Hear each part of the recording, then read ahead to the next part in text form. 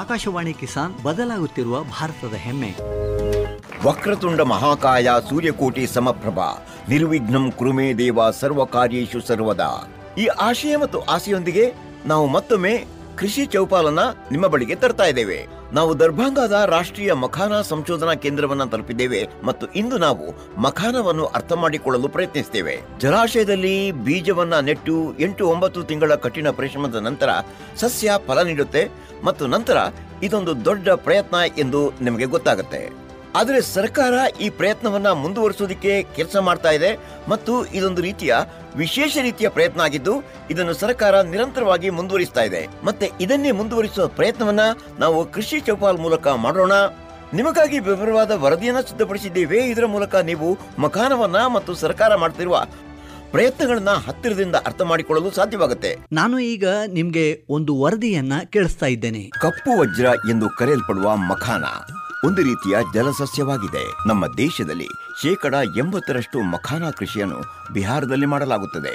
ಬಿಹಾರದಲ್ಲಿ ಮುಖ್ಯವಾಗಿ ಮಖಾನ ಉತ್ಪಾದಿಸುವ ಜಿಲ್ಲೆಗಳು ದರ್ಭಂಗ, ಮಧುಬನಿ, ಸಹರಸಾ, ಸೌಪಾಲ್, ಅರರಿಯಾ, ಸೀತಾಮಡಿ, ಕಿಶನ್ಗಂಜ್, ಪೂರ್ಣಿಯಾ ಮತ್ತು ಕಟಿಹಾರ್. ಕೃಷಿಯ ಬಗ್ಗೆ ಹೇಳುವುದಾದರೆ ಮಖಾನವನ್ನು 4ರಿಂದ 6 ಅಡಿ ಆಳದ ನೀರು ನಿಲ್ಲುವ ಪ್ರದೇಶಗಳಲ್ಲಿ ಅಥವಾ ಇತರ ಬೆಳೆಗಳಂತೆ ಹೊಲಗಳಲ್ಲಿ ಬೆಳೆಸಲಾಗುತ್ತದೆ. ಸರ್ಕಾರವು ಮಖಾನ ಕೃಷಿ ಮತ್ತು ಅದಕ್ಕೆ ಸಂಬಂಧಿಸಿದ ಎಲ್ಲಾ ಚಟುವಟಿಕೆಗಳನ್ನು ಸರ್ಕಾರ ಉತ್ತೇಜಿಸುತ್ತಿದೆ. ಈ ಬಾರಿ ಬಜೆಟ್ನಲ್ಲಿ ಬಿಹಾರದಲ್ಲಿ ಮಖಾನ ಮಂಡಳಿಯನ್ನು ಸ್ಥಾಪಿಸುವುದಾಗಿ ಘೋಷಿಸಲಾಗಿದೆ. ಈ ಮಂಡಳಿಯು ಮಖಾನದ ಉತ್ಪಾದನೆ, ಸಂಸ್ಕರಣೆ ಮತ್ತು ಮಾರುಕಟ್ಟೆಗೆ ಸಮರ್ಪಿತವಾಗಿರುತ್ತದೆ. ಈ ಮಂಡಳಿಯ ಉದ್ದೇಶ ಮಖಾನ ರೈತರನ್ನು ರೈತ ಉತ್ಪಾದಕ ಸಂಸ್ಥೆಗಳಾಗಿ ಸಂಘಟಿಸುವುದಾಗಿದೆ. ಇದಲ್ಲದೆ ಮಖಾನದ ಉತ್ಪಾದನೆ ಮತ್ತು ಗುಣಮಟ್ಟವನ್ನು ಹೆಚ್ಚಿಸುವುದು ಮತ್ತು ಸಂಸ್ಕರಣೆ ಮತ್ತು ತಂತ್ರಜ್ಞಾನದ ಮೂಲಕ ತೊಂದರೆಗಳನ್ನು ನಿವಾರಿಸುವುದು ಕೂಡ ಮಖಾನ ಮಂಡಳಿಯ ಉದ್ದೇಶವಾಗಿರುತ್ತದೆ. ಇತ್ತೀಚೆಗೆ ಕೃಷಿ ಸಚಿವರು ದರ್ಭಂಗಾದಲ್ಲಿರುವ ರಾಷ್ಟ್ರೀಯ ಮಖಾನ ಸಂಶೋಧನಾ ಕೇಂದ್ರದಲ್ಲಿ ನಡೆದ ಸಂವಾದ ಕಾರ್ಯಕ್ರಮದಲ್ಲಿ ಮಖಾನ ರೈತರಿಂದ ಸಲಹೆಗಳನ್ನು ಪಡೆದರು. ಅವರು ದರ್ಭಂಗಾದಲ್ಲಿರುವ ಕೊಳವನ್ನು ಪ್ರವೇಶಿಸಿ ಮಖಾನ ಉತ್ಪಾದಿಸುವ ಬಗ್ಗೆ ರೈತರೊಂದಿಗೆ ನೇರವಾಗಿ ಚರ್ಚಿಸಿದರು. ಮಖಾನ ಕೃಷಿಯ ಸಂಪೂರ್ಣ ಪ್ರಕ್ರಿಯೆಯನ್ನು ಅರ್ಥ ಮಾಡಿಕೊಂಡರು ಮತ್ತು ಮಖಾನ ಉತ್ಪಾದನೆಯಲ್ಲಿನ ತೊಂದರೆಗಳನ್ನು ತಿಳಿದುಕೊಂಡರು. ರೈತರಿಂದ ಸಲಹೆಗಳನ್ನು ಸಹ ಪಡೆದರು. ಮುಳ್ಳಿಲ್ಲದ ಮಖಾನ ಬೀಜವನ್ನು ಅಭಿವೃದ್ಧಿಪಡಿಸುತ್ತಾ ಕೆಲಸ ಮಾಡುವಂತೆ ಕೃಷಿ ಸಚಿವರು ICAR ಮತ್ತು ಸಂಶೋಧನಾ ಕೇಂದ್ರಗಳ ಅಧಿಕಾರಿಗಳಿಗೆ ಅದರ ಗುರಿಯವನ್ನು ಸುಲಭವಾಗಿ ಹೊರತೆಗೆಯುವಂತಹ ಯಂತ್ರವನ್ನು ತಯಾರಿಸಬೇಕು. ಮಖಾನದ ಮಾರುಕಟ್ಟೆ ಬ್ರ್ಯಾಂಡಿಂಗ್ ಮತ್ತು ಪ್ಯಾಕೇಜಿಂಗ್ನಲ್ಲಿ ನೆರವು ನೀಡುವ ಬಗ್ಗೆಯೂ ಕೃಷಿ ಸಚಿವರು ಮಾತನಾಡಿದರು.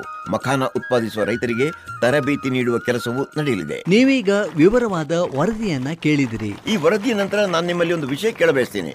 ಈಗ ನೀವು ಎಷ್ಟು ಬಾರಿ ಮಖಾನ ತಿಂತೀರಿ ಅಂತ ಹೇಳಿ. ದಿನಕ್ಕೆ ಒಮ್ಮೆ ತಿಂತೀರಿ, ವಾರಕ್ಕೊಮ್ಮೆ ತಿಂತೀರಿ, ತಿಂಗಳಿಗೊಮ್ಮೆ ಅಥವಾ 365-300 ದಿನಗಳು ತಿಂತೀರಿ. ನಾನಿದ್ದನ್ನು ಯಾಕೆ ಹೇಳ್ತಿದ್ದೀನಿ ಅಂದ್ರೆ, ನಮ್ಮ ದೇಶದ ಪ್ರಧಾನಮಂತ್ರಿ ಶ್ರೀ ನರೇಂದ್ರ ಮೋದಿಯವರು 365 ದಿನಗಳಲ್ಲಿ 300 ದಿನ ಮಖಾನವನ್ನ ತಿಂತಾರೆ. ಅವರು ಹಾಗೆ ಹೇಳಿದ್ದಾರೆ. ಅವರು ಮಖಾನ ಬಗ್ಗೆ ಬಹಳಷ್ಟು ಹೇಳಿದರು. ಅದನ್ನು ಲೋಕಲ್ ನಿಂದ ಗ್ಲೋಬಲ್ ಮಟ್ಟಕ್ಕೆ ಕೊಂಡೊಯ್ಯುವುದು, ಜಾಗತಿಕ ಭೂಪಟದಲ್ಲಿ ಈ ಮಖಾನದ ಗುರುತನ್ನು ಅಳಿಸಲಾಗದಂತೆ ಮಾಡೋದು. ಈ ಮಖಾನದ ಬಗ್ಗೆ ನರೇಂದ್ರ ಮೋದಿ ಅವರು ತಮ್ಮ ಮನದಾಳದ ಕೆಲವು ಮಾತುಗಳನ್ನ ಹೇಳಿದ್ದಾರೆ. ಇದನ್ನು ನೀವು ಕೇಳಬೇಕಾದ್ದು ಬಹಳ ಅಗತ್ಯವಾಗಿದೆ. ಇದನ್ನು ಈಗ ಕೇಳಿ. ಅಬ್ಬಾರಿ ಬಿಹಾರ ಕೆ मखाना की है।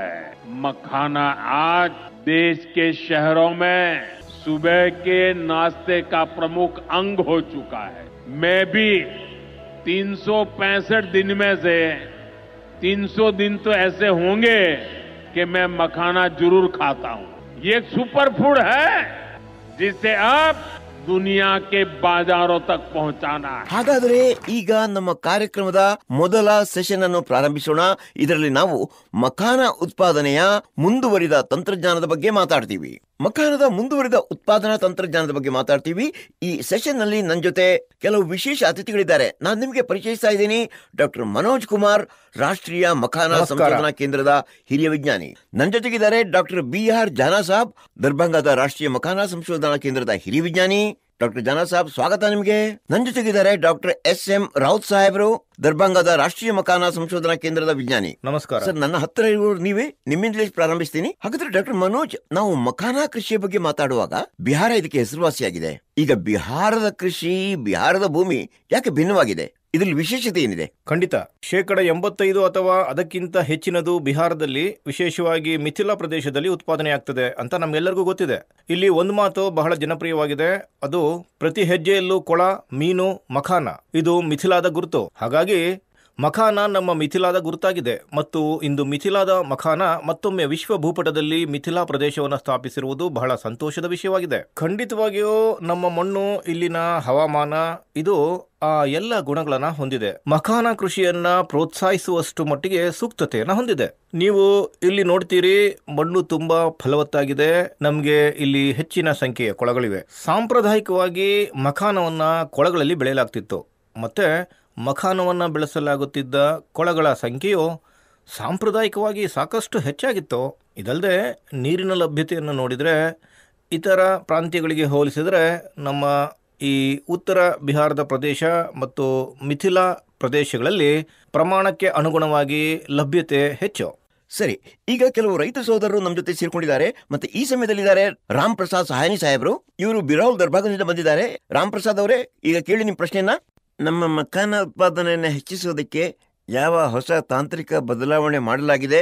ಇದರಿಂದ ನಾವು ಹೆಚ್ಚಿನ ಲಾಭ ಹೇಗೆ ಪಡೆಯಬಹುದು? ನಮ್ಮ ರಾಷ್ಟ್ರೀಯ ಮಖಾನ ಸಂಶೋಧನಾ ಕೇಂದ್ರವು ಅಭಿವೃದ್ಧಿಪಡಿಸಿದ ಮೊದಲ ಪ್ರಮುಖ ತಂತ್ರಜ್ಞಾನವೆಂದರೆ ಸ್ವರ್ಣ ವೈದೇಹಿ ತಳಿಯ ಅಭಿವೃದ್ಧಿ.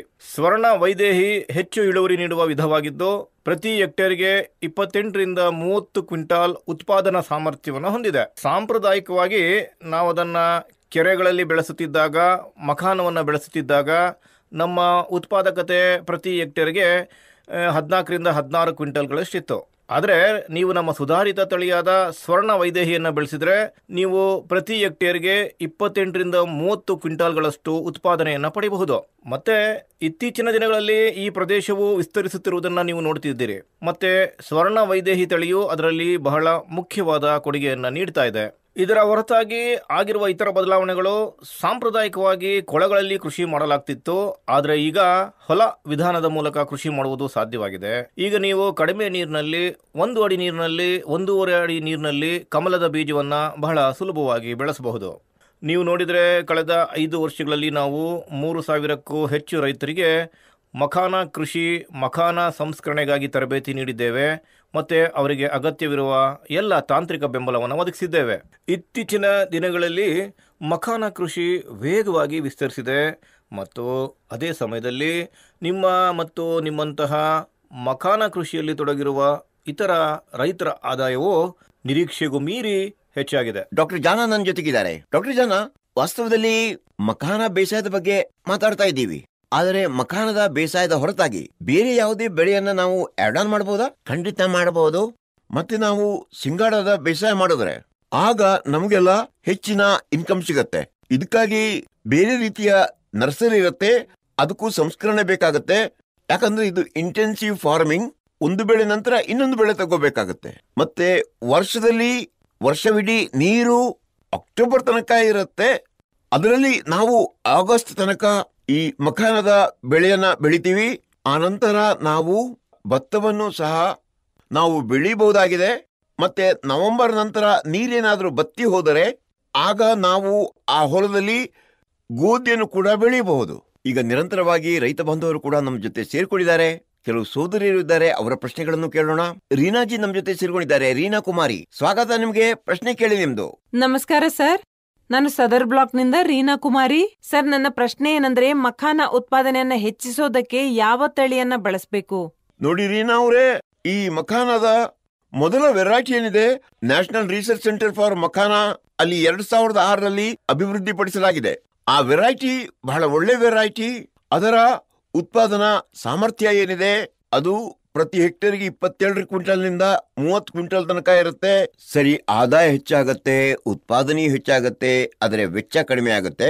ಇದನ್ನೇ ಬಯಸೋದು ಪ್ರಧಾನಮಂತ್ರಿ ಶ್ರೀ ನರೇಂದ್ರ ಮೋದಿ ಅವರು. ಮತ್ತೆ ಇದನ್ನೇ ನಾವು ಅರ್ಥ ಮಾಡ್ಕೊಳ್ಳೋದಕ್ಕೆ ಪ್ರಯತ್ನಿಸಬೇಕು. ಈಗ ರಾಹುಲ್ ಸಾಹೇಬರು ನಮ್ಮ ಜೊತೆಗಿದ್ದಾರೆ. ರಾಹುಲ್ ಸಾಹೇಬ್ರೆ, ಮಖಾನ ಕೊಳಕ್ಕೆ ನಾವು ಹೋಗ್ಲೇಬೇಕು, ಅದನ್ನ ನಾವು ಅಲ್ಲಿ ಉತ್ಪಾದಿಸ್ತೀವಿ ಅಂದ್ರೆ ಒಂದು ಬದಿಯಲ್ಲಿ ಮೀನು ಸಾಕಣೆಯ ಸಾಧ್ಯತೆಯನ್ನ ನಾವು ನೋಡಬಹುದಾ? ಹೌದು, ಖಂಡಿತ. ಮತ್ತೆ ಇದೊಂದು ಉತ್ತಮವಾದ ಪ್ರಶ್ನೆ. ಈ ಚೌಪಾಲ್ನಲ್ಲಿ ನಾನು ನಿಮಗೆ ಹೇಳಲು ಬಯಸ್ತೇನೆ, ಮಕಾನ ಇರುವಂತೆ ಮೀನು ಸಾಕಣೆಯೂ ಇದೆ. ಮತ್ತೆ ಬಿಹಾರದಲ್ಲಿ ಸುಮಾರು 8 ಲಕ್ಷ ಹೆಕ್ಟೇರ್ ಪ್ರದೇಶವು ಜಲಾವೃತ ಸ್ಥಿತಿಯಲ್ಲಿದೆ. ಮತ್ತೆ ಇಲ್ಲಿವರೆಗೆ ನಾವು 1 ಲಕ್ಷ ಸಾಗುವಳಿ ಪ್ರದೇಶವನ್ನು ಸಹ ಸಾಧಿಸಿಲ್ಲ. ಈಗ ಕೆಲವು ರೈತರು ಕೂಡ ನನ್ನ ಜೊತೆ ಸೇರ್ತಾ ಇದ್ದಾರೆ. ಧೀರೇಂದ್ರ ಕುಮಾರ್ ನನ್ನ ಜೊತೆಗಿದ್ದಾರೆ, ಕಮ್ತೋಲ್ನಿಂದ ಬಂದಿದ್ದಾರೆ. ಈಗ ಸರ್, ಮೀನು ಸಾಕಣೆ ಮಾಡಿದ್ರೆ ಅದರಿಂದ ನಮ್ಗೆ ಎಷ್ಟು ಸಂಪಾದನೆ ಆಗಬಹುದು? ನೋಡಿ, ನಾವು ಮಖಾನ ಜೊತೆಗೆ ಮೀನು ಸಾಕಣೆ ಮಾಡಿದ್ರೆ ಅದರಿಂದ ನಮಗೆ ದುಪ್ಪಟ್ಟು ಆದಾಯ ಸಿಗಬಹುದು. ಮತ್ತು ಮಖಾನಕ್ಕೆ ಸಂಬಂಧಿಸಿದ ಅನೇಕ ರೈತರು ಇದ್ದಾರೆ, ಅವರು ಮೀನು ಸಾಕಣೆಯಲ್ಲೂ ತೊಡಗಿಸಿಕೊಂಡಿದ್ದಾರೆ. ಮತ್ತೆ ಕೆಲವು ಮೀನು ಸಾಕಣೆಗೆ ಸಂಬಂಧಿಸಿವೆ, ಅವು ಮಖಾನಕ್ಕೂ ಕೂಡ ಸಂಬಂಧಿಸಿವೆ. ಮತ್ತೆ ಕೆಲವು ರೈತರ ಪಾಳುಭೂಮಿ ಪ್ರದೇಶವು ಸುಮಾರು 1 ಹೆಕ್ಟೇರ್ 2 ಹೆಕ್ಟೇರ್ ಆಗಿದ್ದು ಅವರು ಮಖಾನ ಮತ್ತು ಮೀನು ಸಾಕಣೆ ಎರಡನ್ನು ಮಾಡ್ತಾರೆ. ಈಗ ಡಾಕ್ಟರ್ ಮನೋಜ್ ನಮ್ಮ ಜೊತೆಗಿದ್ದಾರೆ. ನಾವು ಮಖಾನದ ಬಗ್ಗೆ ಮಾತಾಡ್ತಿದ್ದೀವಿ, ಇದರ ವಿಕಾಸ ಮತ್ತು ವಿಸ್ತಾರದ ಬಗ್ಗೆ ನಾವು ಒತ್ತು ಕೊಡ್ತಾ ಇದ್ದೀವಿ. ಆದ್ರೆ ಇದರ ಎಕ್ಸ್ಟೆನ್ಷನ್ ಅನ್ನ ನಾವು ನೋಡಿದ್ರೆ, ಇದರ ಬೆಳೆಯುತ್ತಿರುವ ಹಂತಗಳನ್ನ ನೋಡಿದ್ರೆ ಮಖಾನ ಉದ್ಯಮದಲ್ಲಿ ನಾವು ಎಷ್ಟು ವಿಸ್ತರಣೆ ನೋಡಬಹುದು. ಮಖಾನೆಯಲ್ಲಿ ಸಿಗುವಂತಹ ಪೌಷ್ಟಿಕತೆ, ಅದರಲ್ಲಿ ಸಿಗುವಂತಹ ಔಷಧೀಯ ಗುಣಗಳು, ಈ ಎಲ್ಲವುಗಳ ಬಗ್ಗೆ ಜಗತ್ತಿನಲ್ಲಿ ಯಾವ ರೀತಿಯಾಗಿ ಜಾಗೃತಿ ಮೂಡ್ತಾ ಇದೆಯೋ ಅದೇ ರೀತಿಯಾಗಿ ಮಖಾನದ ಬೇಡಿಕೆ ವಿಶ್ವ ಮಟ್ಟದಲ್ಲಿ ಬಹಳ ಹೆಚ್ಚಾಗ್ತಿದೆ. ಅದರ ಜೊತೆಗೆ ಮಖಾನದ ಬೆಲೆ ಕೂಡ ಹೆಚ್ಚುತ್ತಾ ಇದೆ. ಈ ಮಖಾನೆಯ ಹೆಚ್ಚುತ್ತಿರುವ ಬೇಡಿಕೆ ವಿಶ್ವ ಮಟ್ಟದಲ್ಲಿ ಮತ್ತೆ ಇದರ ಹೆಚ್ಚುತ್ತಿರುವ ಬೆಲೆ, ಇದು ನಮ್ಮ ರೈತರಿಗೆ ಬಹಳ ಸುವರ್ಣ ಅವಕಾಶವನ್ನ ಒದಗಿಸಿಕೊಟ್ಟಿದೆ. ಮೊದಲು ಹೇಳ್ತೇನೆ ನೋಡಿ, ನಮ್ಮ ಎನರ್ಜಿ ಏನೋ ಕಡಿಮೆ ಆಗೋದಿಲ್ಲ. ಈ ಚಪ್ಪಾಳಿಗಳು ಹೇಳ್ತವೆ ಎನರ್ಜಿ ಹೈ ಆಗಿದೆ ಅಂತ. ಈಗ 2ನೇ ಸೆಷನ್ಗೆ ಬಂದಿದ್ದೀವಿ. 2ನೇ ಸೆಷನ್ ನಲ್ಲಿ ಮಾತಾಡೋಣ ಮಖಾನ ಉತ್ಪಾದನೆ ಮತ್ತು ಸಂಸ್ಕರಣೆಯಲ್ಲಿ ಯಾಂತ್ರೀಕರಣದ ಬಗ್ಗೆ. ಇದು ತುಂಬಾ ವಿಶೇಷವಾದ ಸೆಷನ್, ಸ್ವಲ್ಪ ಗಮನ ಕೊಟ್ಟು ಕೇಳಿ. ಬೇರೆ ಯಾರು ಇದನ್ನ ವಿಶೇಷವಾಗಿಸ್ತಿದ್ದಾರೆ? ನನ್ನ ಜೊತೆ ಚರ್ಚೆಯಲ್ಲಿ ಯಾರು ಸೇರ್ತಿದ್ದಾರೆ, ನಾನು ಅವ್ರನ್ನ ಪರಿಚಯಿಸ್ತೀನಿ. ನನ್ನ ಜೊತೆ ಡಾಕ್ಟರ್ ನಚಿಕೇತ್ ಕೋತ್ವಾಲಿವಾಲ್ ಸೇರ್ಕೊಂಡಿದ್ದಾರೆ. ಅವ್ರ ನಿರ್ದೇಶಕರು, ರಾಷ್ಟ್ರೀಯ ಮಖಾನ ಸಂಶೋಧನಾ ಕೇಂದ್ರ ದರ್ಭಂಗ. ಡಾಕ್ಟರ್ ನಚಿಕೇತ್, ಸ್ವಾಗತ ನಿಮಗೆ. ನನ್ನ ಜೊತೆ ಸೂರ್ಯಕಾಂತ್ ತರಾಟೆ ಸೇರ್ಕೊಂಡಿದ್ದಾರೆ, ದರ್ಭಂಗದ ರಾಷ್ಟ್ರೀಯ ಮಖಾನ ಸಂಶೋಧನಾ ಕೇಂದ್ರದಲ್ಲಿ ವಿಜ್ಞಾನಿ ಇವರು. ಡಾಕ್ಟರ್ ಸೂರ್ಯಕಾಂತ್, ಸ್ವಾಗತ ನಿಮಗೆ. ಡಾಕ್ಟರ್ ವಿನೋದ್ ಕುಮಾರ್ ಪಡಾಲ ಕೂಡ ನಮ್ಮ ಜೊತೆ ಸೇರ್ಕೊಂಡಿದ್ದಾರೆ, ಅವರೊಬ್ಬ ವಿಜ್ಞಾನಿ. ಸರ್, ನಿಮಗೂ ಕೂಡ ಆತ್ಮೀಯವಾದ ಸ್ವಾಗತ. ಎಲ್ಲಕ್ಕೂ ಮೊದಲು ಡಾಕ್ಟರ್ ನಚಿಕೇತ್, ನಿಂಬಳಿಗೆ ಬರೋದಕ್ಕೆ ಇಷ್ಟಪಡ್ತೀನಿ. ಸರ್, ಯಾವುದೇ ಕೃಷಿ ಕಾರ್ಯ ಮತ್ತು ಸಂಚಾಲನೆಯಲ್ಲಿ ಈ ದಿನಗಳಲ್ಲಿ ಮಷೀನ್ಗಳ ಬಳಕೆ ಹೆಚ್ಚಾಗ್ತಾ ಇದೆ. ಈಗ ನಾವು ಮುಖ್ಯವಾಗಿ ಮಖಾನ ಪ್ರೊಡಕ್ಷನ್ ಬಗ್ಗೆ ಮಾತನಾಡೋದಾದ್ರೆ, ಮಖಾನ ಕೃಷಿ ಬಗ್ಗೆ ಮಾತಾಡಿದ್ರೆ, ಸರ್, ಈ ಮಷೀನೀಕರಣವನ್ನ ಇಲ್ಲಿ ಅಪ್ಲೈ ಆಗೋದನ್ನ ನೀವು ಹೇಗೆ ನೋಡ್ತೀರಿ? ಕಳೆದ 5 ವರ್ಷಗಳಲ್ಲಿ ಮಖಾನ ಉತ್ಪಾದನೆಯ ಪ್ರದೇಶವು ಸುಮಾರು 3 ಪಟ್ಟು ಹೆಚ್ಚಾಗಿದೆ. ಅದು ಏಕೆ ಹೆಚ್ಚಾಯಿತು? ಏಕೆಂದ್ರೆ ಅಲ್ಲಿ ಯಂತ್ರಗಳಿದ್ದವು. ಮತ್ತೆ ಈ ಯಂತ್ರಗಳ ಸಹಾಯದಿಂದ ಶ್ರಮ ಕಡಿಮೆ ಆಗ್ತದೆ, ಕೆಲಸವು ತುಂಬ ವೇಗವಾಗಿ ಮಾಡಲಾಗ್ತದೆ, ಕೆಲಸವು ತುಂಬ ಚೆನ್ನಾಗಿ ಮಾಡಲಾಗ್ತದೆ ಮತ್ತು ಅದರೊಂದಿಗೆ ಯಾವುದೇ ಕೆಲಸ ಮಾಡುವಾಗ ಒಳಗೊಂಡಿರುವ ಎಲ್ಲ ಅಪಾಯಗಳು ಕಡಿಮೆ ಆಗ್ತವೆ. ಈಗ ನಾವು ಮಖಾನ ಬಗ್ಗೆ ಮಾತನಾಡಿದರೆ ಹೊಲಗಳನ್ನು ಅಥವಾ ಕೊಳಗಳನ್ನು ಸಿದ್ಧಪಡಿಸೋದು, ಕೊಳಗಳಿಂದ ಹೂಳು ತೆಗೆಯೋದು ಅಥವಾ ಒಡ್ಡುಗಳನ್ನು ನಿರ್ಮಿಸುವುದು ಅಂತಹ ಅನೇಕ ಕೆಲಸಗಳಿಗೆ ಹೆಚ್ಚಿನ ಶ್ರಮ ಬೇಕಾಗ್ತದೆ. ಆದರೆ ಈ ಶ್ರಮ ಈಗ ಕ್ರಮೇಣ ಕಡಿಮೆಯಾಗ್ತಿದೆ. ಪ್ರಸ್ತುತ ಪರಿಸ್ಥಿತಿ ಏನಂದರೆ, ಮುಂದಿನ ದಿನಗಳಲ್ಲಿ ಉತ್ಪಾದಿಸಲು ಕಡಿಮೆ ಜನರು ಮತ್ತು ಸೇವಿಸಲು ಹೆಚ್ಚಿನ ಜನರು ಇರ್ತಾರೆ. ಆದ್ದರಿಂದ ಯಂತ್ರಗಳಿಲ್ಲದೆ ನಾವು ನಮ್ಮ ಕೆಲಸವನ್ನು ಮಾಡಲು ಸಾಧ್ಯವಿಲ್ಲ ಎಂದರ್ಥ. ನಮ್ಮ ಗೌರವಾನ್ವಿತ ಪ್ರಧಾನಮಂತ್ರಿಯವರು 2047ರ ವೇಳೆಗೆ ನಮ್ಮ ದೇಶವು ಅಭಿವೃದ್ಧಿ ಹೊಂದಿದ ಭಾರತವಾಗುವ ಕನಸನ್ನು ಹೊಂದಿದ್ದಾರೆ ಮತ್ತು ಆ ಕನಸಿನಲ್ಲಿ ನಮ್ಮ ಕೃಷಿಯಲ್ಲಿ 75% ಯಾಂತ್ರೀಕರಣವಾಗುವ ಗುರಿಯೂ ಇದೆ. ಮತ್ತು ಇದಕ್ಕಾಗಿ ಯಂತ್ರಗಳ ಅಗತ್ಯವಿದೆ. ಹೊಸ ಯಂತ್ರಗಳನ್ನು ಕಂಡುಹಿಡಿದು ರೈತರಿಗೆ ಲಭ್ಯವಾಗುವಂತೆ ಮಾಡಬೇಕು. ಇದಕ್ಕಾಗಿ ಭಾರತೀಯ ಕೃಷಿ ಸಂಶೋಧನಾ ಮಂಡಳಿ, ಕೃಷಿ ಮತ್ತು ರೈತರ ಕಲ್ಯಾಣ ಸಚಿವಾಲಯದೊಂದಿಗೆ ನಾವು ಒಟ್ಟಾಗಿ ಕೆಲಸ ಮಾಡ್ತಿದ್ದೇವೆ. ಮಹೇಶ್ ಮುಖ್ಯಾಜಿ ನಮ್ಮ ಜೊತೆ ಸೇರ್ಕೊಂಡಿದ್ದಾರೆ, ಅವರೊಬ್ಬ ರೈತ ಸಹೋದರ. ಮಹೇಶ್ ಅವರೇ, ನಿಮ್ಗೆ ಸ್ವಾಗತ. ನಿಮ್ ಪ್ರಶ್ನೆ ಕೇಳಿ. ಮಖಾನವನ್ನ ಹೊರ ತೆಗೆದ ನಂತರ ಲಾವಾವನ್ನ ತಯಾರಿಸಲು ಯಾವ ವಿಭಿನ್ನ ಪ್ರಕ್ರಿಯೆಗಳನ್ನು ಮಾಡಲಾಗ್ತದೆ? ಮತ್ತೆ 2ನೆಯ ಪ್ರಶ್ನೆ ಏನಂದ್ರೆ, ಯಂತ್ರವನ್ನು ಬಳಸಿ ಮಖಾನ ಲಾವಾ ತಯಾರಿಸೋದ್ರಿಂದ ಏನು ಪ್ರಯೋಜನ? ಮಹೇಶ್ ಅವರೇ, ನಾನು ನಿಮಗೆ ಕೃತಜ್ಞತನಾಗಿದ್ದೇನೆ. ನೀವು ತುಂಬ ಒಳ್ಳೆಯ ಪ್ರಶ್ನೆಯನ್ನು ಕೇಳಿದ್ರಿ. ಮತ್ತೆ ನಮ್ಮ ಮಖಾನ ಸಂಶೋಧನಾ ಸಂಸ್ಥೆಯನ್ನು 2023ರಲ್ಲಿ ಪುನರುಜ್ಜೀವನಗೊಳಿಸಲಾಗಿದೆ. ಆದ್ದರಿಂದ ಇದರಲ್ಲಿ ನಮ್ಮ ಮುಖ್ಯ ಕೆಲಸವೇನೆಂದರೆ ಮಖಾನದ ಸಂಸ್ಕರಣೆಗೆ ಸಂಬಂಧಿಸಿದ ಯಂತ್ರಗಳನ್ನು ತರೋದು. ನಿಮಗೆ ತಿಳಿದಿರುವಂತೆ ಸಾಂಪ್ರದಾಯಿಕ ಕೃಷಿ ಮತ್ತು ಸಂಸ್ಕರಣೆಯು ಬಹಳಷ್ಟು ಶ್ರಮವನ್ನು ಬಯಸ್ತದೆ. ರೈತರು, ಅವರ ಮಹಿಳೆಯರು ಮತ್ತು ಅವರ ಕುಟುಂಬದ ಸದಸ್ಯರು ಧೂಳು ಮತ್ತು ಹೊಗೆಯಲ್ಲಿ ಕುಳಿತುಕೊಂಡು ವಿವಿಧ ಪಾತ್ರೆಗಳು ಮತ್ತು ಅನೇಕ ಉಪಕರಣಗಳನ್ನು ಬಳಸಿ ಈ ಕೆಲಸವನ್ನು ಮಾಡ್ತಾರೆ. ಮತ್ತು ಅದರಲ್ಲಿರುವ ಮಖಾನದ ಗುಣಮಟ್ಟವು ಖಚಿತವಾಗಿಲ್ಲದಿರಬಹುದು. ಹಾಗಾದರೆ ನೀವು ಯಂತ್ರಗಳನ್ನು ಬಳಸುವಾಗ ನೀವು ಯಂತ್ರಗಳನ್ನು ಎಲ್ಲಿ ಬಳಸಬಹುದು? ನೀವು ಬಳಸಬಹುದಾದ ಯಂತ್ರಗಳು ಮಖಾನ ತೊಳೆಯುವಲ್ಲಿ, ಒಣಗಿಸುವಲ್ಲಿ, ನಂತರ ಶ್ರೇಣೀಕರಣದ ನಂತರ ಮಾಡುವ ಆರಂಭಿಕ ಹುರಿಯುವಿಕೆ, ಪ್ರಾಥಮಿಕ ಹುರಿಯುವಿಕೆಯಲ್ಲಿ ಆನಂತರ ಹುರಿಯುವುದು ಮತ್ತು ಪಾಪಿಂಗ್ ಮಾಡಲಾಗುತ್ತೆ. ಇದರಲ್ಲಿ ಮಖಾನ ಸಿಡಿತದೆ ಮತ್ತೆ ಲಾವಾ ರೂಪುಗೊಳ್ಳುತ್ತದೆ. ನಂತರ ರೂಪುಗೊಂಡ ಸ್ಟಾಕ್ ಅನ್ನು ಶ್ರೇಣೀಕರಣ ಮಾಡಲಾಗುತ್ತೆ ಮತ್ತೆ ಪ್ಯಾಕಿಂಗ್ ಮಾಡಲಾಗ್ತದೆ. ಮಖಾನದಿಂದ ಮೂಲಭೂತ ಹೆಚ್ಚುವರಿ ಉತ್ಪನ್ನಗಳ ಬಗ್ಗೆ ಮಾತಾಡೋಣ. ಈ ವಿಭಾಗದಲ್ಲಿ ನನ್ನ ಜೊತೆ ಬಹಳ ವಿಶೇಷ ಜನರು ಸಂಬಂಧ ಹೊಂದಿದ್ದಾರೆ. ನನ್ನ ಜೊತೆ ಡಾಕ್ಟರ್ ರಾಜೇಶ್ ಕುಮಾರ್ ವಿಶ್ವಕರ್ಮ ಜೋಡಿಕೊಂಡಿದ್ದಾರೆ. ಪ್ರಧಾನ ವಿಜ್ಞಾನಿಯವರು ಡಾಕ್ಟರ್ ರಾಜೇಶ್ ಅವರೇ, ಸ್ವಾಗತ ನಿಮಗೆ. ನನ್ನ ಜೊತೆ ಸೇರ್ಕೊಂಡಿದ್ದಾರೆ ಇಂಜಿನಿಯರ್ ರಾಹುಲ್ ಕುಮಾರ್ ರಾವತ್, ಸೈಂಟಿಸ್ಟ್ ಇವರು. ಮನೀಶ್ ಆನಂದ್ ನಮ್ಮ ಜೊತೆ ಸೇರ್ಕೊಂಡಿದ್ದಾರೆ. ಮನೀಶ್ ಅವರು ಉದ್ಯಮವನ್ನು ಹೇಗೆ ಪ್ರಾರಂಭಿಸಿದ್ರು ಮತ್ತು ಅವರ ಸ್ಥಾನ ಎಲ್ಲಿದೆ ಅಂತ ತಿಳಿಸ್ತಾರೆ. ಸ್ವಾಗತ ಮನೀಶ್ ಅವರೇ. ಪ್ರೇಮ್ ಶಂಕರ್ ಮಿಶ್ರಾ ನನ್ನ ಜೊತೆ ಸೇರ್ಕೊಂಡಿದ್ದಾರೆ, ಮಧುಬನಿಯಿಂದ ಬಂದಿದ್ದಾರೆ. ಪ್ರೇಮ್ ಅವರೇ, ಸ್ವಾಗತ ತಮ್ಗೆ. ಸರಿ, ಪ್ರಾರಂಭಿಸೋಣ. ಡಾಕ್ಟರ್ ರಾಜೇಶ್ ಅವರೇ, ನಿಮ್ ಜೊತೆಗೆ. ಸರ್, ಮೊದಲು ಹೇಳಿ ನಮಗೆ ಈ ಮಖಾನದ ಮೌಲ್ಯವರ್ಧನೆ ಅಂದ್ರೆ ಏನು ಅಂತ. ನಾವು ಮಖಾನವನ್ನು ಪಾಲಿಶ್ ಮಾಡಿ ಬಿಳಿ ಬಣ್ಣದಲ್ಲಿ ಹೆಚ್ಚು ಗೋಚರಿಸುವಂತೆ ಮಾಡಿದರೆ ಅದರ ಮೌಲ್ಯವು ಸುಮಾರು 10% ಅಷ್ಟು ಹೆಚ್ಚಾಗ್ತದೆ ಮತ್ತು ನಮಗೆ ಅಷ್ಟು ಹೆಚ್ಚು ಹಣ ಸಿಗ್ತದೆ. ನಂತರ ಅದನ್ನು ವಿವಿಧ ಗಾತ್ರಗಳಾಗಿ ತುರಿಯುವ 2ನೇ ಹಂತ ಬರ್ತದೆ. ನಮಗೆ ತಿಳಿದಿರುವಂತೆ 400+, 500+, 600+ ಇದು ವಿಭಿನ್ನ ದರಗಳನ್ನು ಹೊಂದಿದೆ. ಆದ್ರೆ ಅದಕ್ಕೂ ಮೊದಲು ಕೆಲವು ರೈತರು ನಮ್ಮ ಜೊತೆ ಸೇರ್ಕೊಂಡಿದ್ದಾರೆ. ನಮ್ಮ ಜೊತೆ ಪ್ರದೀಪ್ ಕುಮಾರ್ ಅವರು ಸೇರ್ಕೊಂಡಿದ್ದಾರೆ. ಪ್ರದೀಪ್ ಅವರೇ, ನಿಮ್ಮ ಪ್ರಶ್ನೆ ಕೇಳಿ. ಸ್ವಾಗತ ನಿಮಗೆ. ಮಖಾನದ ಮೌಲ್ಯವರ್ಧನೆಯಿಂದ ರೈತರಿಗೆ ಏನ್ ಪ್ರಯೋಜನ ಸಿಗುತ್ತೆ? ನೀವು ಅದನ್ನು ಮಾಡಲು ಬಯಸಿದ್ರೆ ನೀವು ಗ್ರೂಪ್ ಫಾರ್ಮರ್ನಂತಹ ರೈತ ಉತ್ಪಾದಕ ಸಂಸ್ಥೆಯಾಗಿ ಒಟ್ಟಾಗಿ ಸೇರಿ 200, 500, 1000 ರೈತರು ಒಟ್ಟಾಗಿ ಮಾಡಿದ್ರೆ ಅದು ಪ್ರಯೋಜನಕಾರಿಯಾಗ್ತದೆ. ಸರಿ, ಜೊತೆ ಸೇರಿ ಸಾಗಬೇಕು. ಜೊತೆಗಿದ್ರೆ ಎಲ್ರಿಗೂ ಪ್ರಯೋಜನ ಆಗತ್ತೆ. ಪ್ರಧಾನಮಂತ್ರಿಯವರು ಕೂಡ ಇದನ್ನೇ ಹೇಳ್ತಾರೆ, ಎಲ್ಲರ ವಿಕಾಸ ಅಂತ. ನಾವು ಇದನ್ನೇ ಮುಂದುವರಿಸಬೇಕು. ನಮ್ ಜೊತೆ ರಾಹುಲ್ ಅವರು ಇದ್ದಾರೆ. ರಾಹುಲ್ ಅವರೇ, ಮಖಾನದಿಂದ ಡಿಸೈನರ್ ಫುಡ್ಡಿನ ಸ್ಕೋಪ್ ಏನಿದೆ? ಮೊದಲನೇದು, ಇದರಲ್ಲಿ ಪ್ರೋಟೀನ್ ಪ್ರಮಾಣ ಇದರಲ್ಲಿ ಚೆನ್ನಾಗಿರುತ್ತೆ. ಅಂದ್ರೆ ಮಖಾನದಲ್ಲಿ, ಲಾವಾದಲ್ಲಿ ಸರಿಸುಮಾರು 9.7% ಪ್ರೋಟೀನ್ ಇರುತ್ತೆ. ಇದರಿಂದ ನಮ್ಮ ದೈನಂದಿನ ಪ್ರೋಟೀನ್ ಇಂಟೇಕ್ ಏನಿದೆ ಅದು ಪೂರ್ತಿಯಾಗತ್ತೆ. ಒಬ್ಬ ರೈತ ಕೂಡ ನಮ್ಮ ಜೊತೆಗೆ ಸೇರ್ಕೊಂಡಿದ್ದಾರೆ. ರಾಬಾಬು, ನಿಮ್ ಪ್ರಶ್ನೆ ಕೇಳಿ. ನಿಮ್ಗೆ ಸ್ವಾಗತ. ಸರ್, ನನ್ನ ಪ್ರಶ್ನೆ ಏನಂದ್ರೆ, ಈ ಪೂರಿ ಮತ್ತೆ ಲಾವಾಗೆ ಬೇರೆ ಬೇರೆ ಮೌಲ್ಯವರ್ಧನೆ ಏನು ಅವಶ್ಯಕ ಇದೆ ಸರ್? ಮಖಾನವನ್ನು ಕೈಯಿಂದ ಒಡೆದ್ರು ಅಥವಾ ಮಷಿನ್ನ ಸಹಾಯದಿಂದ ಒಡೆದ್ರು ಸಹ ಅದರಲ್ಲಿ ಥೋರಿ ಬಂದ್ಬಿಡತ್ತೆ. ಈಗ ಲಾವಾಗೆ ಒಳ್ಳೆ ಮಾರುಕಟ್ಟೆ ಸಿಕ್ಕಿದೆ, ಮೌಲ್ಯ ಸಿಕ್ಕಿದೆ, ಥ್ಯೂರಿಗೆ ಅಷ್ಟು ಸಿಕ್ಕಿಲ್ಲ. ಅಲ್ಲಿ ನಾವು ಏನು ಮಾಡ್ಬೋದು ಅಂದರೆ, ಮೊದಲು ಅದನ್ನು ಕಡೆದು ಪುಡಿ ಮಾಡಬಹುದು. ಇದನ್ನು ನೀವು ಬೇರೆ ಬೇರೆ ಮೌಲ್ಯವರ್ಧಿತ ವಸ್ತುಗಳಲ್ಲಿ ಬಳಸಬಹುದು. ಮೌಲ್ಯವರ್ಧಿತ ಉತ್ಪನ್ನಗಳನ್ನು ತಯಾರಿಸುವ ಮೂಲಕ ಅದಕ್ಕೆ ಮಾರುಕಟ್ಟೆ ಮೌಲ್ಯ ಸಿಗತ್ತೆ. ಈಗ ಮಖಾನದ ಉದ್ಯಮಿಗಳಿದಾರಲ್ಲ, ಅವರ ಮಾತು ಕೂಡ ಕೇಳೋದು ಬಹಳ ಮುಖ್ಯ. ಮನುಷ್ಯರೇ, ಇಂಡಸ್ಟ್ರಿ ಎಷ್ಟು ಎಸ್ಟಾಬ್ಲಿಷ್ ಆಗಿದೆ. ಮೊದಲು ಏನಾಗಿತ್ತು ಅಂದ್ರೆ, ಇದು ಉಪವಾಸ ಅಥವಾ ವ್ರತ ಅಥವಾ ಸಾಂದರ್ಭಿಕ ಆಹಾರ ಅಂತ ಪರಿಗಣಿಸಲಾಗಿತ್ತು. ಈಗ ಇದೊಂದು ಸಾಮಾನ್ಯ ಆಹಾರ ಆಗಿದೆ. ಈಗ ನೀವು ನೋಡಬಹುದು, ಈಗ ಹೆಚ್ಚಿನ ಈ ಆದಾಯ ಗುಂಪಿನ ಬಹುತೇಕ ಎಲ್ಲ ಕುಟುಂಬಗಳಲ್ಲಿ ಅಲ್ಲಿ ಖಂಡಿತವಾಗಿಯೂ ನಿಮಗೆ ಮಖಾನ ಪಾಕೆಟ್ಗಳನ್ನ ಕಾಣಬಹುದು. ಈಗ ನೀವು ಹೇಳಿದ ಹಾಗೆ ಪ್ರಧಾನಮಂತ್ರಿ ಮೋದಿ ಅವರು ಹೇಳಿದ್ರು 365ರಲ್ಲಿ 300 ದಿನಗಳು ತಿಂತೀವಿ ಅಂತ. ಹಾಗಾಗಿ ಇದು ಗ್ರೋತ್ ಆಗಿದೆ. ಈಗ ಗ್ರೋತ್ ಅನ್ನ ನಾವು 2 ರೀತಿಯಲ್ಲಿ ತಗೊಳ್ಬಹುದು. ನಾವು 25 ಕೊಳಗಳಲ್ಲಿ ಮೀನು ಮತ್ತು ಮಖಾನವನ್ನು ಜೊತೆಗೆ ಲಾವಾದ ಮೇಲೆ ಕೆಲಸ ಮಾಡ್ತಿದ್ದೇವೆ. ಸರ್, ನಿಮ್ಮಲ್ಲಿ ನಮ್ಮ ವಿನಂತಿ ಏನಂದ್ರೆ, ರೈತ ಉದ್ಯಮಗಳಿಂದ ನಮಗೆ ಯಾವ ಪ್ರಯೋಜನಗಳು ಸಿಗ್ಬೋದು? ರೈತರು ಒಂದು ನೇರವಾಗಿ ಉದ್ಯಮಶೀಲತೆ ಬಂದ್ರೆ ಅವರು ಉದ್ಯಮಿಗಳಾಗಬಹುದು, ಅಥವಾ ನೀವು ರೈತರಾಗಿ ಕೃಷಿಯಲ್ಲೇ ಉಳಿದ್ರೆ, ಬೇಸಾಯವನ್ನೇ ಮಾಡಿದ್ರೆ, ಆಗ ಈ ಉದ್ಯಮಿಗಳೇನಿದ್ದಾರೆ ನಿಮ್ಮ ಸುತ್ತಮುತ್ತ ಅವ್ರ ಜೊತೆ ಟೈಅಪ್ ಮಾಡಬಹುದು. ನೀವು ಕಾಂಟ್ರಾಕ್ಟ್ ಫಾರ್ಮಿಂಗ್ ಮಾಡಬಹುದು. ಅದರಿಂದ ಏನಾಗುತ್ತೆ ಅಂದ್ರೆ, ನಿಮ್ಗೆ ಗೊತ್ತಿರುತ್ತೆ, ನಿಮ್ಗೆ ಶ್ಯೂರ್ ಆಗಿ ಹಣ ಸಿಗುತ್ತೆ ಅಂತ. ಅಮೆರಿಕದಲ್ಲಿ ಮಾರಾಟ ಆಗ್ತಿದೆ ಅಂದ್ರೆ, ಬಾಂಬೆ, ದೆಹಲಿಯಲ್ಲಿ ಮಾರಾಟ ಆಗ್ತಿದ್ರೆ ಬಯರ್ಗೆ, ಕನ್ಸ್ಯೂಮರ್ಗೆ ಅವ್ರಿಗೆ ಗೊತ್ತಿರುತ್ತೆ ಯಾವ ಕೃಷಿ ಭೂಮಿಯಿಂದ ಉತ್ಪಾದಿಸಲ್ಪಟ್ಟಿದೆ ಅಂತ, ಅದರ ಸರಪಳಿ ಏನು, ವ್ಯಾಲ್ಯೂ ಚೈನ್ ಏನು ಅಂತ. ಅದರಿಂದಲೂ ಕೂಡ ಒಂದು ಪ್ರಯೋಜನ ಆಗ್ಬಿಡುತ್ತೆ. ಎರಡನೇದಾಗಿ, ಹೊಸ ರೈತರೇನು ಬರ್ತಿದ್ದಾರೆ, ಅವ್ರಿಗೆ ತಿಳಿದಿಲ್ಲ, ಮೊದಲ ಬಾರಿಗೆ ಮಾಡ್ತಿದ್ದಾರೆ ಅವರು. ನಾವು ಇದನ್ನು ಎಲ್ಲಿ ಮಾರಾಟ ಮಾಡಬೇಕು ಅಂತ ಅವ್ರಿಗೆ ತಿಳಿದಿಲ್ಲ.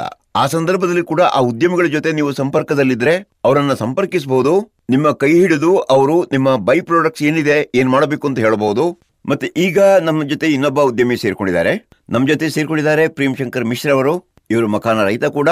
ಸರ್, ನಾವು ಮಖಾನದ ಮೌಲ್ಯವರ್ಧನೆಯಲ್ಲಿ ಯಂತ್ರಗಳ ಬಳಕೆ ಮಾಡಿದ್ರೆ, ಈಗ ಹೇಳಿ, ಸಂವರ್ಧನೆಗೆ ಯಾವ ಯಂತ್ರಗಳನ್ನ ಬಳಕೆ ಮಾಡಬೇಕು? ಮೂಲ ಸಂವರ್ಧನದ ಬಗ್ಗೆ ಹೇಳೋದಾದ್ರೆ, ನಿಮ್ಮಂತೆಯೇ ಒಂದು ಎಕ್ಸ್ಯೂಡರ್ ಯಂತ್ರವಿದೆ. ಅದರೊಂದಿಗೆ ನೀವು ಪಾಸ್ತಾ ತಯಾರಿಸಬಹುದು. ನಂತರ ಮಖಾನಕ್ಕೆ ಸುವಾಸನೆ ನೀಡುವ ಮತ್ತು ಉರಿಯುವ ಯಂತ್ರಗಳಿವೆ. 3-4 ಯಂತ್ರೋಪಕರಣಗಳಿವೆ. ಅದು ಕಾಲಾನಂತರದಲ್ಲಿ ಮತ್ತಷ್ಟು ಹೆಚ್ಚಾಗುವ ಸಾಧ್ಯತೆ. ಒಬ್ಬ ರೈತ ನಮ್ಮ ಜೊತೆ ಸೇರ್ಕೊಂಡಿದ್ದಾರೆ, ಕಪಿಲ್ ದೇವ್ ಅವರು, ಮಧುಬನಿಯಿಂದ ಬಂದಿದ್ದಾರೆ. ಕಪಿಲ್ ಅವರೇ, ಪ್ರಶ್ನೆ ಕೇಳಿ. ಸ್ವಾಗತ ನಿಮಗೆ. ಹೊಸ ಉದ್ಯಮಿ ವ್ಯಾಲ್ಯೂ ಎಡಿಷನ್ ಮಾಡಿ ಪ್ರಾಫಿಟ್ ಮಾಡ್ಕೋಬಹುದು, ಸಂಪಾದಿಸಬಹುದು. ಆದರೆ ಅವರಿಗೆ ಪ್ರಾಪರ್ ಟ್ರೈನಿಂಗ್ ಅದು ಹೇಗೆ ಸಿಗಬೇಕು, ಅದಕ್ಕಾಗಿ ಎಲ್ಲೆಲ್ಲಿದೆ ಅದನ್ನು ಈ 4 ನಮಗೆ ಗೈಡ್ ಮಾಡಬೇಕು. ನೋಡಿ, ದರ್ಭಾಂಗದಲ್ಲಿರೋ ನಮ್ಮ ರಾಷ್ಟ್ರೀಯ ಸಂಶೋಧನಾ ಕೇಂದ್ರ ಅಥವಾ ಕೃಷಿ ವಿಜ್ಞಾನ ಕೇಂದ್ರ ಮತ್ತೆ ಆತ್ಮಗಳಿಗೆ ಒಬ್ಬರು ಬರಬಹುದು. ಮತ್ತು ರೈತರಿಗೆ ತರಬೇತಿ ನೀಡುತ್ತಿರುವ ಅನೇಕ ಉದ್ಯಮಿಗಳು ಅಥವಾ FEOಗಳು ಇದ್ದಾರೆ. ಆದ್ದರಿಂದ ರೈತರು ಅವರೊಂದಿಗೆ ಸೇರೋ ಮೂಲಕ ತರಬೇತಿ ಮತ್ತು ಹೊಸ ಉತ್ಪನ್ನಗಳ ಬಗ್ಗೆ ಮಾಹಿತಿಯನ್ನು ಪಡೆಯಬಹುದು ಅಥವಾ ಅವರು ನಮ್ಮ ಬಳಿಗೆ ಬರಬಹುದು. ಬಹಳಷ್ಟು ಪ್ರಯತ್ನಗಳ ಮೂಲಕ ಬಹಳಷ್ಟು ಸಾಧನೆ ಮಾಡಬಹುದು. ಮಖಾನದ ಕೃಷಿ ಬಹಳ ಶ್ರಮದಾಯಕವಾದಂತಹ ಕೆಲಸ. ಮೊದಲು ಬೀಜಗಳನ್ನು ನೀರಿನ ಜಲಾಶಯಗಳಲ್ಲಿ ಬಿತ್ತಲಾಗುತ್ತೆ ಮತ್ತೆ ಸುಮಾರು 8 ರಿಂದ 9 ತಿಂಗಳ ನಂತರ ಜಲಕುಂಬಿಯಂತಹ ಪೊದೆಗಳಿಂದ ಇವುಗಳನ್ನು ಹೊರತೆಗೆಯಲಾಗುತ್ತದೆ. ಆ ನಂತರ ಒಣಗಿಸುವ, ಹುರಿಯುವ ಮತ್ತು ಸಿಪ್ಪೆ ಸುಲಿಯುವ ಪ್ರಕ್ರಿಯೆ ನಡೆಯುತ್ತೆ. ಇಷ್ಟೆಲ್ಲ ಕಠಿಣ ಪರಿಶ್ರಮದ ನಂತರ ಸಿದ್ಧವಾಗುತ್ತೆ ಗರಿಗರಿಯಾದ ಪೌಷ್ಟಿಕ ಮಖಾನ.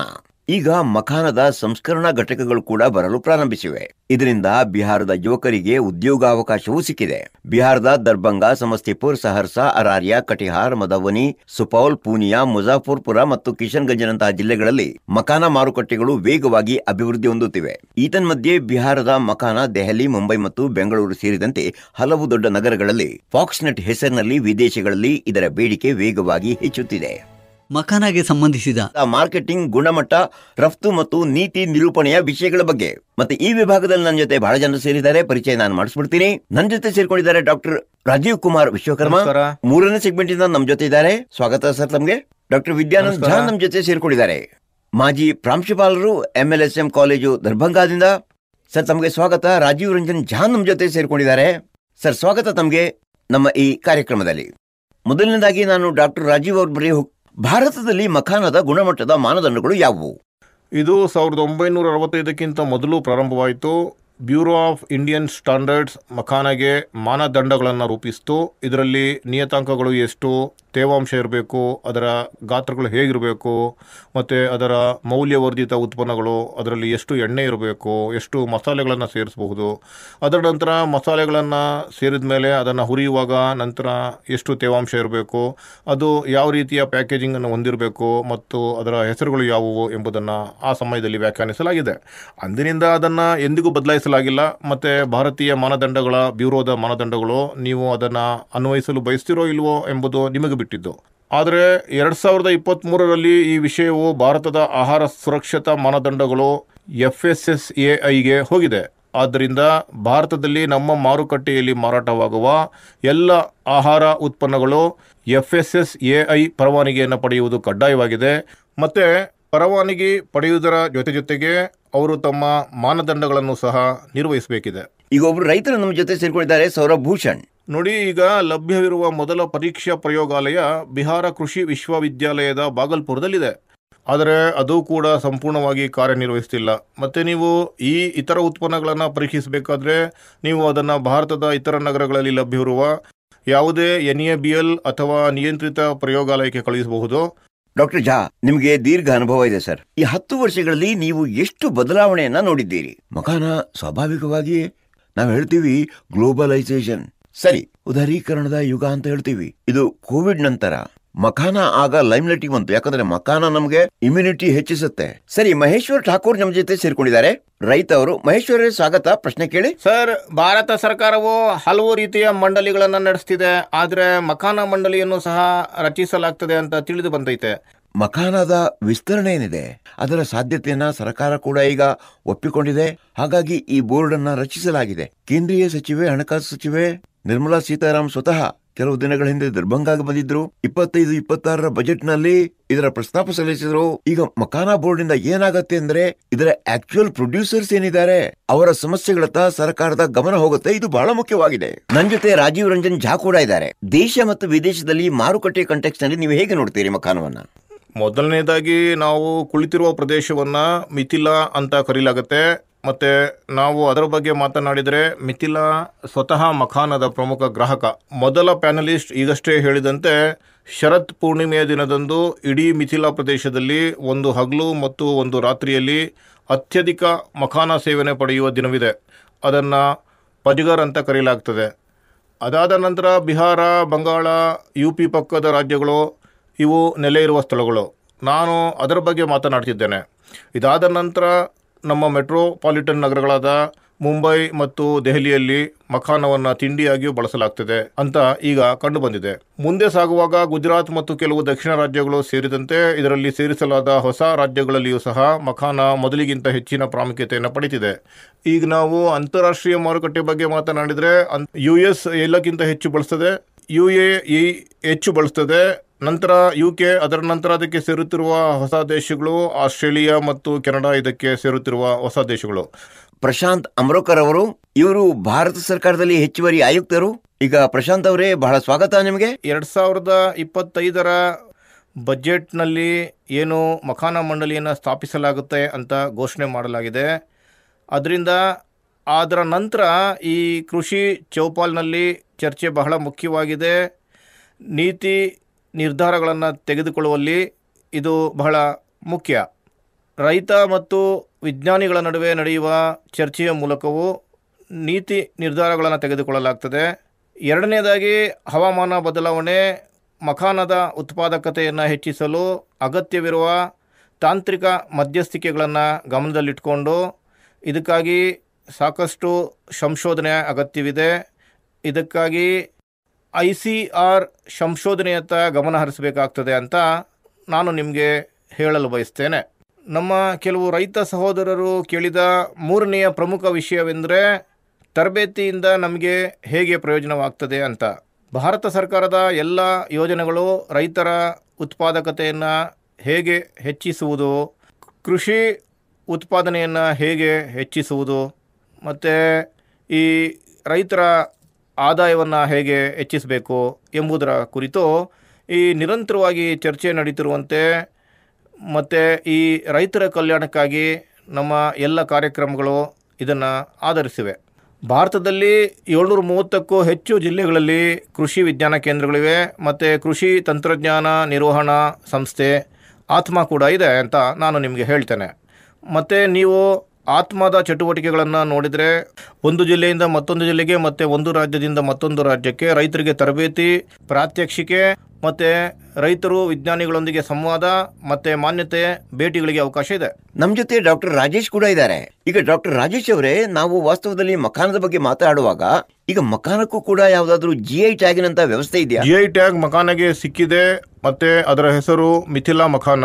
ಇದರರ್ಥ ಮಖಾನವನ್ನು ಈ ಮಿಥಿಲಾ ಪ್ರದೇಶದಲ್ಲಿ ಉತ್ಪಾದಿಸಿದರೆ ಅಥವಾ ಬೆಳೆಸಿದರೆ ಮತ್ತು ಅದು ಇಲ್ಲಿಂದ ಬಂದರೆ ಅದಕ್ಕೆ ಬಿರಾಜ್ ಕೃಷಿ ವಿಶ್ವವಿದ್ಯಾಲಯದಿಂದ ಲಭ್ಯವಿರುವ ಪ್ರಮಾಣೀಕರಣವಿದೆ. ನೀವು ಅದನ್ನು ಅದರೊಂದಿಗೆ ಸೇರಿಸಿದರೆ ಅದು ನಿಮ್ಮ ಗುರುತಾಗ್ತದೆ. ಆ ಪ್ಯಾಕೆಟ್ ಅಮೇರಿಕಕ್ಕೆ ಹೋದರೆ ಅದರ ಮೇಲೆ ಇದು ಮಿಥಿಲಾ ಮಖಾನ ಮತ್ತು ಅದು ಮಿಥಿಲಾ ಪ್ರದೇಶದಿಂದ ಬಂದಿದೆ ಅಂತ ಬರೆಯಲಾಗ್ತದೆ. ಆಗ ಅದು ನಿಮ್ಮ ಗುರುತನ್ನು ಅಲ್ಲಿಗೆ ತೆಗೆದುಕೊಂಡು ಹೋಗ್ತದೆ. ಆಕಾಶವಾಣಿ ಕಿಸಾನ್, ಬದಲಾಗುತ್ತಿರುವ ಭಾರತದ ಹೆಮ್ಮೆ. ಇದುವರೆಗೆ ಕೇಳಿದಿರಿ